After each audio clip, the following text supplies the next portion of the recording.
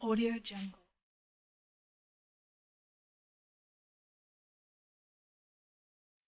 तो hello students, welcome to my YouTube channels. आज का मेरा लेक्चर्स पीरियडिक क्लासिफिकेशन का है।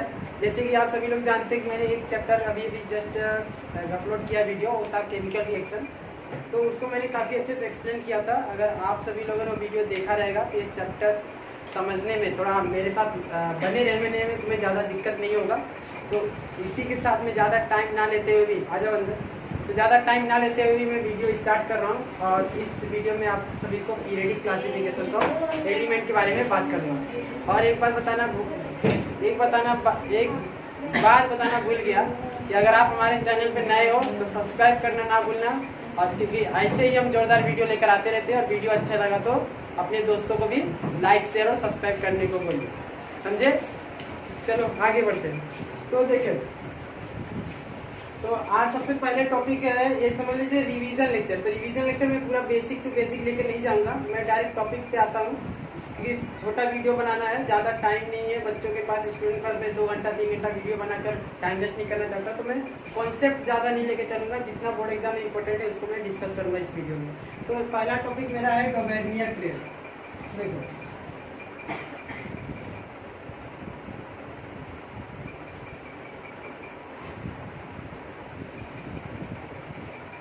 देखो डोवेर्नियर ट्रेड्स। और डोवेर्नियर ट्रेड्स देखो क्या है। अगर ट्रेड्स की बारे में बात किया जाए, ट्रेड्स, तो ट्रेड्स पहले हम लिख लेंगे ट्रेड्स। तो ट्रेड्स मतलब एक साइंटिस्ट आया था डोवेर्नियर, और वो साइंटिस्ट ने क्या किया, हमें वो साइंटिस्ट के बारे में लिखना नहीं है, मेन मुद्दे पे आते हैं कि जो साइंटिस्ट था उसने ट्रेड्स बनाया। ट्रेड्स का मतलब होता है कि ग्रुप। ग्रुप क्या होता है? हाँ, ग्रुप। जैसे कि हमारे पास बहुत सारे एलिमेंट है। कितने एलिमेंट है? टोटल 118 एलिमेंट है। कितने एलिमेंट है? 118 एलिमेंट है। उस 118 एलिमेंट से, और तभी जब डोवेर्नियर आया था ना तो 118 एलिमेंट नहीं आता। अभी के समय में 118 एलिमेंट हम जानते हैं, तो तभी 118 एलिमेंट नहीं था। तो कुछ जो भी एलिमेंट था, और डोवेर्नियर ने क्या किया, उसे ग्रुप बना दिया। जैसे कि अगर ग्रुप बना दिया मतलब अगर 9 एलिमेंट है तो 9 एलिमेंट को 3-3 का क्या बना दिया, ग्रुप बना दिया। अब 3-3 का ग्रुप मतलब जैसे कि अगर स्टार्टिंग का 3 ले लूँ, फर्स्ट सेकेंड थर्ड, तो 3 ग्रुप, एक ग्रुप में 3 एलिमेंट को रख दिया और फिर एक ग्रुप बनाया, फिर 3 को रख दिया। तो ऐसे ही डोवेर्नियर ने क्या किया, ग्रुप बना दिया। जैसे कि फॉर एग्जांपल तुम्हारे स्कूल में फुटबॉल, क्रिकेट, ऐसा जब भी कुछ मैच होता है तो क्या सबके सब आकर एक साथ नहीं खेलने लगते, क्या करते हैं टीचर्स लोग, 3 का 4 का क्रिकेट मैच 11 का, तो ग्रुप बनता है। उसी तरीके से और उस ग्रुप से हमें उस ग्रुप का नाम दिया जाता है। कुछ भी अपने ग्रुप का नाम रखा ट्रेड्स, इसके ग्रुप का नाम क्या पड़ गया, ट्रेड्स। तो अब इसको लिखेंगे कैसे बता दूं तुम्हें पहले। देखो ट्रेड क्या होता है, ट्रेड मतलब ग्रुप ऑफ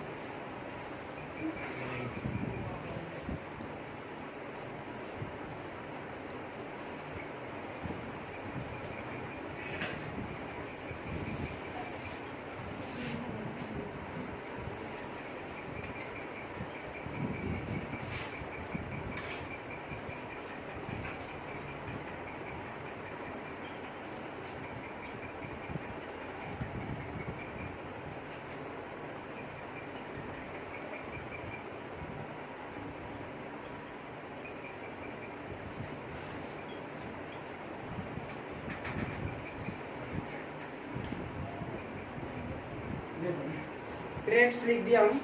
तो इधर क्या लिखा, Dobereiner made a group of 3 element. Dobereiner ने क्या किया, 3 एलिमेंट का क्या बना दिया, ग्रुप बना दिया। अब उस ग्रुप का एक स्पेशल बात ये थी कि जो भी 3 एलिमेंट का ग्रुप होगा उसका प्रॉपर्टीज क्या होना चाहिए, सेम होना चाहिए। जैसे कि अगर क्रिकेट मैच के लिए अगर तुम टीम बना रहे हो तो क्या उसमें फुटबॉल प्लेयर ले लूँ तो अच्छा लगेगा, मैच जीतोगे नहीं अच्छा लगेगा। तो उसे मतलब हम क्रिकेट टीम तैयार कर रहे थे, क्रिकेट प्लेयर ही होंगे, कोई बॉलर होगा, कोई बैटर होगा, कोई ऑलराउंडर होगा। तो ऐसे ही हम सिमिलर प्रॉपर्टी ढूंढते हैं। ऐसा नहीं कि खेल रहे क्रिकेट और फुटबॉल प्लेयर लेकर रख ले, हॉकी प्लेयर लेकर रख ले, कबड्डी प्लेयर लेकर रख ले, तो सिमिलर प्रॉपर्टीज नहीं हुआ। दैट्स वाई उसी तरीके से जो भी एलिमेंट को 3 एलिमेंट का ग्रुप बनाएगा, वो तीनों एलिमेंट का प्रॉपर्टी क्या होना चाहिए, सिमिलर होना चाहिए। अंडरस्टैंड। तो अब ले लिया है, उसी को क्या बोला जाएगा, ट्रेड्स। अब ट्रेड उसका क्या नाम हो जाएगा, देखो इधर लिखा हो, Dobereiner made a group of 3 element which having a similar chemical properties called as triad. तो तुम्हें मालूम पड़ेगा कि ट्रेड्स क्या होता है, ग्रुप होता है, यू नो दैट ट्रेड्स, मालूम पड़ेगा ट्रेड्स क्या होता है। इसके बाद आ जाता है उसका कुछ लॉ, उसने क्या लॉ बताया, उसका दूसरा पॉइंट ये था, अरेंज ऑल एलिमेंट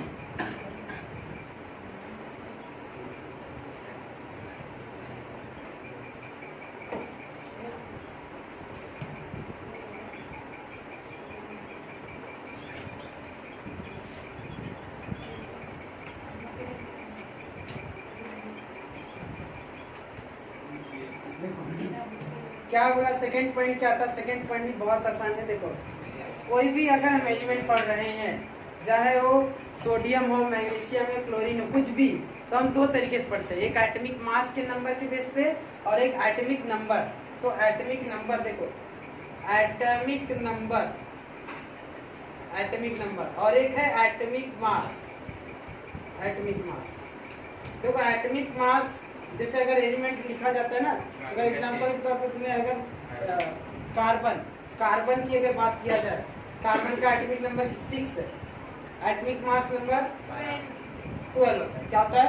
12। तो हाँ, डबल एग्जैक्टली डबल नहीं होता, कभी ऊपर नीचे भी रह सकता है एक दो से, हाँ, लेकिन मोस्टली डबल ही रहता है। ठीक है, तो एक एटॉमिक नंबर होता है और एक एटॉमिक मास नंबर होता है। ठीक है, तो वही चीज है कि अभी हम जो डोबर्नियर ने बताया, डोबर्नियर ने जो बताया है वो किसके बेस पे बताया, बताओ।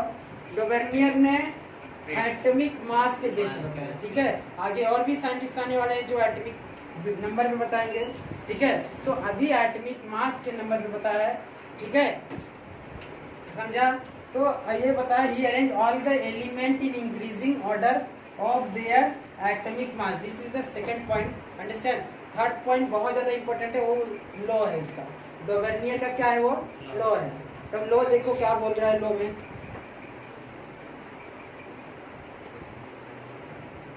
ठीक है, तो लॉ में देखो क्या है। अब लॉ में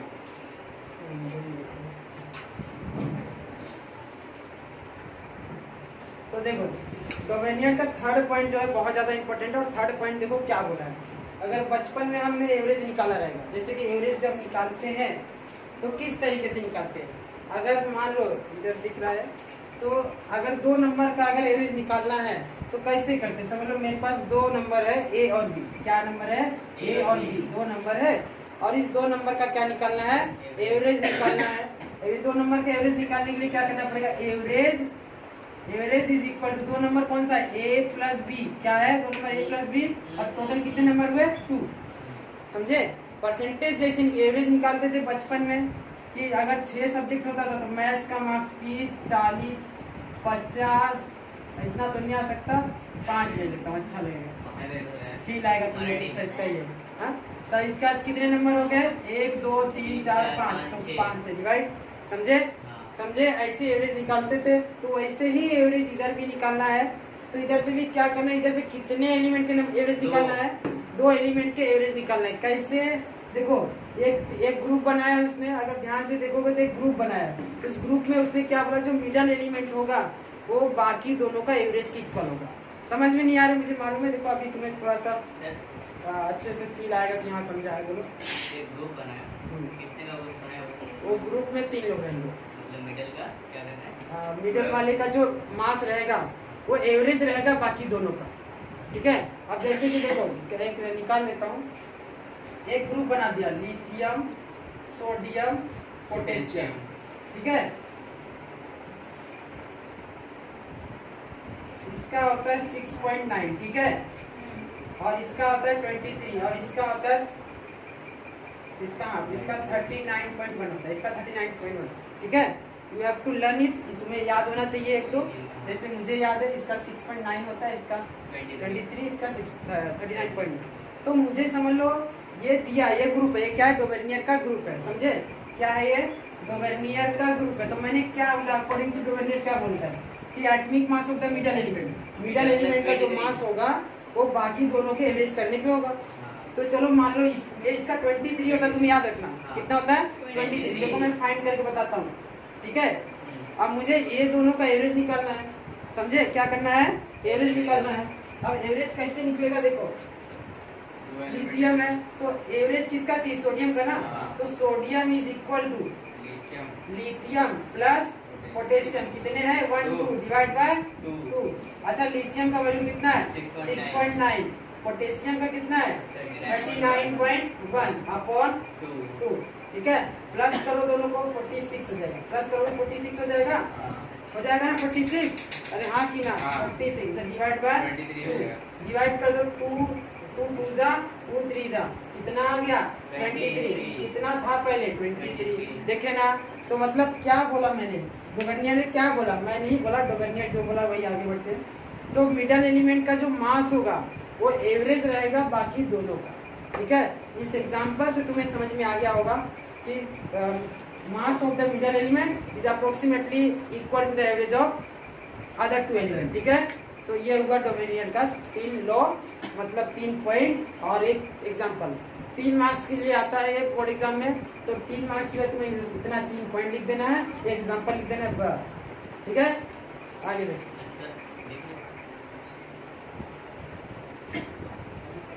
तो देखो तो नेक्स्ट जो पीरियडिक टेबल है वो मेंडलीव ने बताया। मेंडलीव ने क्या बताया है देखते हैं। तो मेंडलीव ने ये बताया कि जो मेंडलीव पीरियडिक टेबल है वो उसने भी अपना एलिमेंट, जो भी एलिमेंट वो जानता था, जैसे को 63 एलिमेंट उस समय पर वो जानता था।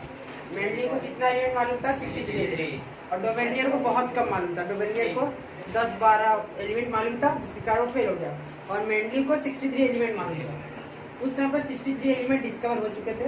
उसने क्या किया देखो, Mendeleev arrange all non element मतलब जो जानता होगा वो, that means 63 element all non element in increasing order of their atomic मास। इसने भी एलिमेंट को अरेंज किया एटॉमिक मास के बेस पे। 2 कंडीशन दिया था, एटॉमिक मास और एटॉमिक नंबर, तो इसने भी किस पे अरेंज किया, एटॉमिक मास के बेस पे, ठीक है। और जो डोवेर्नियर था वो भी एटॉमिक मास के बेस पे किया था, ठीक है। तो ये तो पॉइंट कॉमन हो गया, दोनों में सेम है। इसके बाद 63 elements are known at that time, और उस समय पे मेंडलीव के टाइम पे 63 एलिमेंट डिस्कवर हुआ था, समझे। तो लिख सकते हो there are 63 elements are discover at the time of the Mendeleev, ठीक है। You can write in such with that, understand. तो इस तरीके से तुम लिख सकते हो। तो 63 elements are known at that time. इसका मेंडलीव ने कुछ लॉ बताया। लॉ यह बताया कि properties of the element are the periodic function of their atomic mass. इसका मतलब ये होता है कि उसने ये बताया जो भी एलिमेंट का प्रॉपर्टीज रहेगा हम उसको बताएंगे एटॉमिक मास की वजह से। किसकी वजह से, ऑफ देयर एटॉमिक मास। इधर जो मास लिखा है, अगर तुम एटॉमिक मास लिख दो तो और अच्छी बात हो जाएगी, एटॉमिक मास, ठीक है। तो जितने भी प्रॉपर्टीज हम पढ़ेंगे उसको हम एटॉमिक मास के बेस को लेकर पढ़ेंगे। जैसे कि हमें अभी पढ़ना रहेगा डेंसिटी पढ़ना रहेगा, बॉइलिंग पॉइंट पढ़ना है, जितने भी प्रॉपर्टीज हम पढ़ेंगे हमें किसके बेस पे पढ़ना पड़ेगा, एटॉमिक मास के बेस पे, ठीक है। कि 2 ही कंडीशन है, एटॉमिक नंबर और एटॉमिक मास। अभी तक हम किसके बेस पे पढ़ रहे हैं, एटॉमिक मास के बेस पे, ठीक है। तो ये हुआ मेंडलीव पीरियडिक टेबल का रूल, रेगुलेशन, लॉ, ये सारी चीजें। इसके बाद मेंडलीव ने क्या किया मालूम है, मेंडलीव पीरियडिक टेबल का जो इसने टेबल बनाया था 63 एलिमेंट को जो अरेंज किया था, उसका कुछ एडवांटेज भी था और कुछ डिसएडवांटेज भी था, ठीक है। तो एडवांटेज और डिसएडवांटेज तुम इसे देख लो पहले, इसका मैं उसको कवर करता हूँ, एडवांटेज और डिसएडवांटेज, ठीक है। समझा कि नहीं, ठीक है। आगे बढ़ते हैं। देखो तो ये जो टॉपिक है, देखो बोर्ड एग्जाम में बहुत बार आया हुआ है और आने के चांसेस भी बहुत ज़्यादा है। तो मेरिट्स क्या है टॉपिक का नाम, मेरिट्स। अब मेरिट्स किसका, merits of Mendeleev periodic table. Merit of Mendeleev periodic table. Merit का मतलब होता है एडवांटेज। मेरिट का मतलब क्या होता है, एडवांटेज, ठीक है। मेरिट का मतलब होता है एडवांटेज। अब देखो एडवांटेज क्या क्या है। मेंडलीव के पास दिमाग बहुत था, तो उस दिमाग का एडवांटेज हुआ है कुछ। तो इसका पहला एडवांटेज क्या है देखते हैं। बड़ा सा सेंटेंस लिखा हूँ, वो सेंटेंस काफ़ी बड़ा है लेकिन मीनिंग बहुत इजी है, तो बहुत आराम से याद हो जाएगा ये। देखो, Mendeleev kept some vacant space in Mendeleev periodic table. तो मेंडलीव ने क्या किया है, पहला सेंटेंस ये बोला जा रहा है, Mendeleev kept some vacant space, मतलब खाली जगह रखा। कहाँ पर खाली जगह रखा? मेंडलीव पीरियडिक टेबल, अपने ही टेबल में, जो उसने टेबल बनाया था 63 के लिए, ठीक है। तो उसने टेबल जो बनाया उसमें कुछ कुछ जगह खाली रख दिया, जैसे कि इधर टेबल बना दिया, ऐसा उसने टेबल बनाया। तो हो सकता है उसने यहाँ पर रख दिया, यहाँ पर रखा, यहाँ पर रखा, एक खाली छोड़ दिया, एक खाली छोड़ दिया, ये खाली छोड़ दिया, ऐसे कुछ जगह उसने खाली छोड़ दिया, कुछ जगह क्या कर दिया उसने खाली छोड़ दिया। तो खाली क्यों छोड़ दिया? देखो, Mendeleev kept some vacant space in Mendeleev periodic table for the new element, नए एलिमेंट के लिए वो खाली जगह छोड़ा था, जो कि उस समय पर डिस्कवर नहीं था, वो प्रेडिक्ट करके रखा था, वो बस अनुमान लगा कर रखा था कि ऐसा एलिमेंट आएगा, उसको यहाँ पे रखा जाएगा, अनुमान लगा कर रखेगा, अंडरस्टैंड। तो हाँ, तो उसी तरीके से इसने वही काम किया, Mendeleev kept some vacant space in Mendeleev periodic table for the new element which are not discover at that time, उस समय पे जो डिस्कवर नहीं था उस एलिमेंट के लिए भी वो जगह रख दे, जैसे कि ज्योतिष था कि एलिमेंट डिस्कवर नहीं है, फिर भी उसके लिए खाली जगह रख दिया, और वो बाद में डिस्कवर हुआ, उसका प्रेडिक्शन राइट हुआ, और वही डिस्कवर हुआ। देखो, आफ्टर इधर लिखा है, it take place in without, it take place in table without disturbing the other element, मतलब डिस्कवर होने के बाद, आफ्टर डिस्कवर होने के बाद जो उसने प्रेडिक्शन अनुमान लगाया था वही एलिमेंट डिस्कवर हुआ, और फिर उसके अपने प्लेस पे रखा गया, क्योंकि उसके लिए खाली जगह रखा गया था। तो बिना किसी डिस्टर्ब के, अगर खाली जगह नहीं रखते और कोई एलिमेंट आ जाता और डिस्कवर हो जाता तो कहाँ रखते? क्या उसके बाद रख देते? उसके बाद रखते तो क्या इंक्रीजिंग ऑर्डर में अरेंज नहीं होता? तो हो सकता है कि तुम्हारे पास 36 नंबर वाला है और तुम्हारे पास आया 25 वाला, अब जब 25 वाला 24 के बाद 25 जगह खाली रहेगा तभी तो रखा जाएगा, बराबर ना। तो उसने ऐसे अनुमान लगा रखा कि मेरे पास 36 एटॉमिक नंबर है, 36 के बाद 7 आना चाहिए, इसका लेकिन है नहीं, लेकिन इसका आएगा और ये नाम से आएगा। उसने नाम भी प्रेडिक्ट करके रखा था, नाम भी समझ के रखा था कि ये नाम होगा, और लास्ट में वो आया और उस जगह पे रखा गया, समझे, बिना किसी को डिस्टर्ब करे, समझे। अगर वो अनुमान लगा खाली जगह नहीं रखता, डिस्कवर होने के बाद सबको थोड़ा थोड़ा खसकाया जाता, फिर बीच में रखा जाता, तो सब कोई डिस्टर्ब हो जाते। समझ में आया? तो ये था पहला point, Mendeleev kept some vacant space for the, Mendeleev kept some vacant space in Mendeleev periodic table for the new element which are not discovered at the time after discover, it take place in table without disturbing other element, understand? समझा? ठीक है, ये सारे चीज जो notes का मैंने WhatsApp पे नोट्स भेजा है ना, वो सारे चीज अवेलेबल इसमें सेम इसी तरीके से लिखा है, एकदम यही लैंग्वेज, यही वर्ड, सब कुछ वही होगा, ठीक है।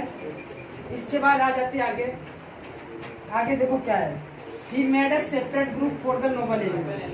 देखो, एलिमेंट में भी कुछ खास बात होती है, एलिमेंट में भी कुछ ऐसे एलिमेंट है जो कभी किसी से रिएक्ट नहीं करते। क्या नहीं करते? रिएक्ट। चलो, उसमें क्या बोला मैं कि कुछ एलिमेंट जो होते कभी किसी से रिएक्ट नहीं करते, समझे, जैसे कि स्पेशल होते, वो स्पेशल, समझे, जैसे कि हमारे दोस्तों में, हमारी फैमिली में कोई ना कोई तो स्पेशल होता है, जिसके लिए रूल रेगुलेशन लागू नहीं होता, वो खास बात है, तुम लोग स्पेशल नहीं हो, कोई ना कोई तो होगा, समझे।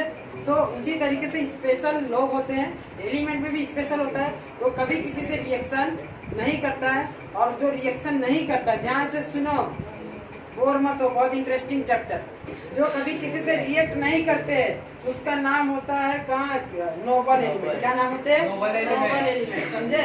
मैं ऐसा याद रख सकते हो, नोबल प्राइज किसे मिलता है? स्पेशल को ही मिलता है, तो एलिमेंट कुछ ना कुछ स्पेशल, इसलिए उसका नाम दिया गया है नोबल, समझे, नोबल एलिमेंट। तो वो एलिमेंट जो कभी किसी से रिएक्ट नहीं करता उसको बोला जाता है नोबल एलिमेंट, और उसके लिए अलग से ग्रुप बनाया था मेंडलीव ने। मेंडलीव ने क्या किया था? एक अलग से ग्रुप बनाया था, जो कभी किसी से रिएक्ट नहीं करेगा वो उस ग्रुप में जाएगा, समझे। समझ लो, एक ग्रुप बनाकर रख दिया, कोई एलिमेंट आया किसी से रिएक्ट नहीं कर सकता, वो इंडिपेंडेंट है, स्पेशल है, उसको उस ग्रुप में रख दिया, ठीक है। तो वही बोला जा रहा है, he made a separate group for the noble element is called as zero group, और उस ग्रुप को क्या बोला जाएगा? Zero group. जिस ग्रुप में नोबल को रखा जाता है उसे उस ग्रुप का नाम होता है जीरो ग्रुप। और एक नाम है जिसको 18 ग्रुप भी बोला जाता है। क्या बोला जाता है? 18 ग्रुप। मैं एक ही नाम दिया हूँ, तुम एक नाम और याद रख सकते हो, 18 ग्रुप एलिमेंट। अंडरस्टैंड? समझ में आया? तो जीरो ग्रुप एलिमेंट बोलते हैं और उसे 18 ग्रुप भी बोलते हैं। समझे? समझ में आया? फिर it take place without disturbing other element.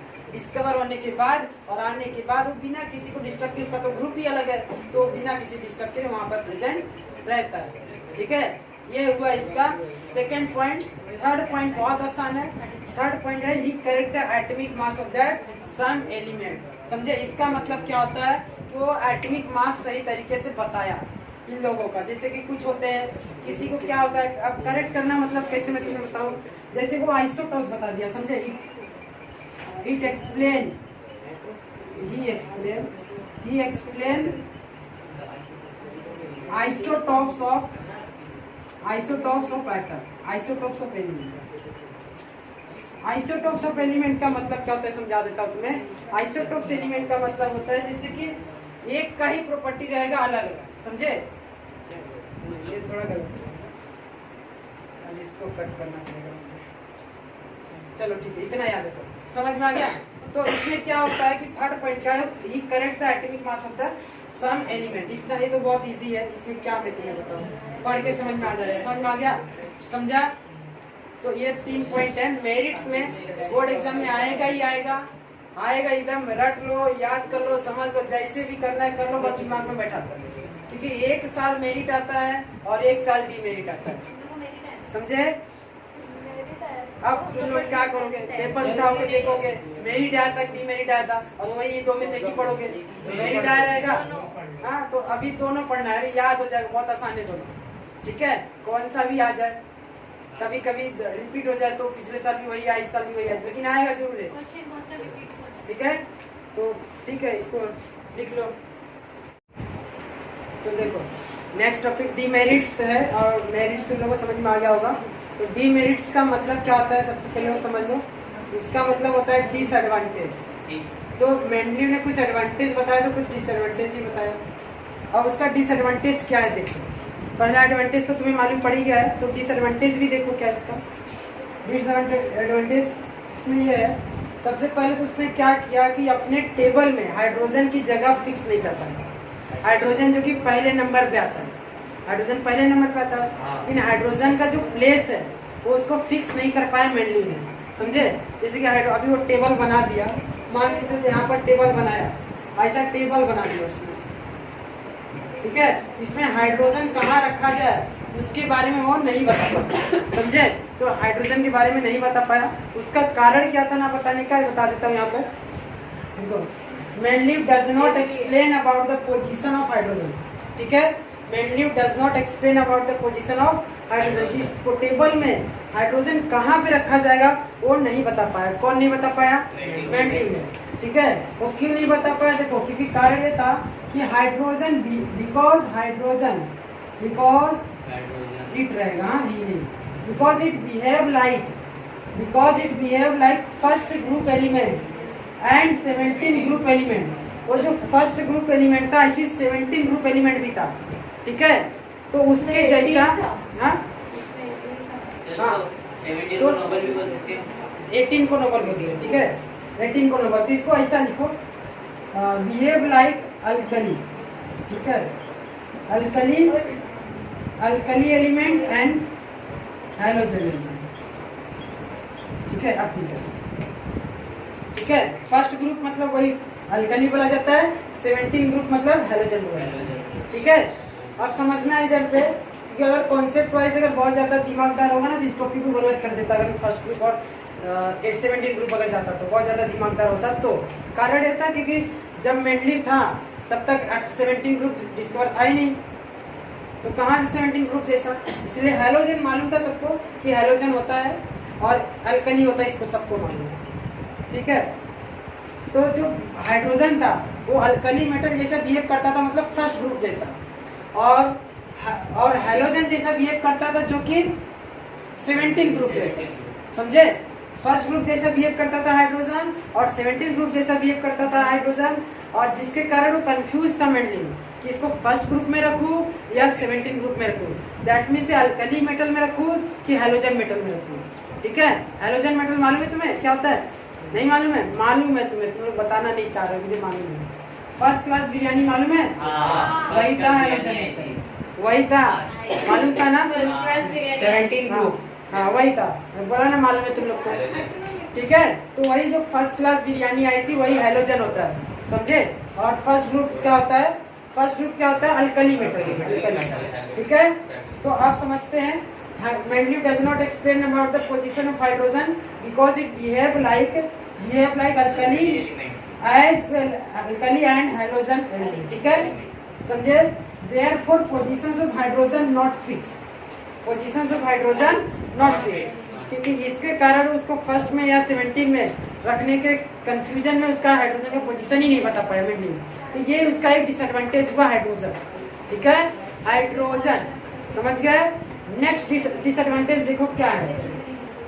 It does not explain the mass of the some element like cobalt and nickel. ये कुछ एलिमेंट का मास नहीं बता पाया, प्रॉपर तरीके से नहीं रख पाया।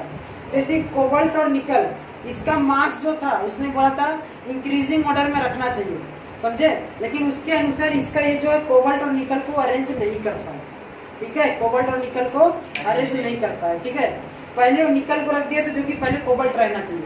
ठीक है, तो ये इसका डिसएडवांटेज हो गया कि कोबाल्ट और निकल के बारे में वो गलत साबित हो गया। कोबाल्ट और निकल के बारे में क्या हो गया? वो गलत साबित हो गया। ये इसका दूसरा डिसएडवांटेज है। ठीक है, इसका थर्ड ये है कि when he arrange the elements in increasing order of their atomic मास, समझे?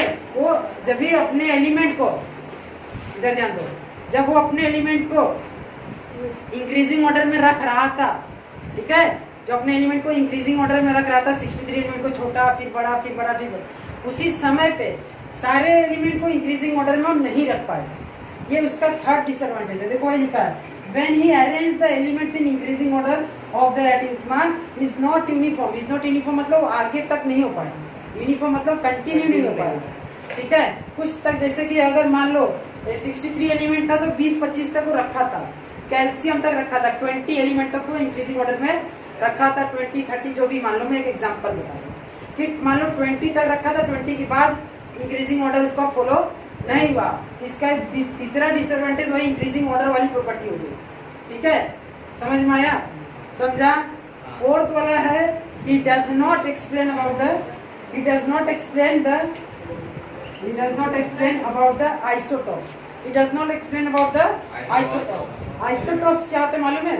isotopes का मतलब होता है, isotopes का मतलब होता है कि एटॉमिक नंबर, जो एटॉमिक नंबर होता है वो सेम होता है, बट एटॉमिक मास जो होता है, एटॉमिक मास वो डिफरेंट होता है। क्या होता है? डिफरेंट। ठीक है, इसका मतलब नहीं समझ में आया रहेगा, मैं समझा देता हूँ तुम्हें अच्छे से कि जैसे कि डायमंड मालूम है तुम्हें? डायमंड और पेंसिल का जो लीड होता है, ग्रेफाइट। हाँ, ग्रेफाइट। जैसे पेंसिल का लीड और डायमंड की बात करो, डायमंड भी कार्बन से बना है और ग्रेफाइट भी कार्बन से ही बना है। लेकिन जो डायमंड और ग्रेफाइट, पेंसिल का जो लीड है और डायमंड के जैसे दिखते हैं? नहीं दिखते, बट उसके कार्बन तो कार्बन ही रहेगा, तो उसके जो एटॉमिक नंबर है वो फिक्स है 6, लेकिन उससे मास अलग अलग हो गए। डायमंड का अलग मास हो गया, ग्रेफाइट का अलग हो गया। एग्जांपल की तरफ तुम ऐसा समझ सकते हो कि जैसे पेरेंट्स होते हैं, पेरेंट्स के 4-5 बच्चे, तो पेरेंट्स तो वही रहेंगे, उनके जो नेम है, जो सरनेम है, जो पापा का नाम है तो सेम ही आएगा, लेकिन उनके क्वालिटीज अलग होंगे ना। हर बच्चे का सेम हो सकते हैं? हर बच्चे से हाँ, बिहेवियर अलग हो सकता है, फंक्शन और भी, जैसे कि रहने का तरीका अलग सकता है, बोलने का तरीका अलग हो सकता है, लेकिन रहेंगे तो एक ही माँ बाप के बच्चे। तो उसी तरीके से कार्बन है वो पेरेंट्स है, कार्बन के और जो अलग अलग डायमंड, ग्रेफाइट, फुलरिन, वे उसके बच्चे हो गए और वही उसके आइसोटोप्स हो गए। ठीक है, समझ में आया?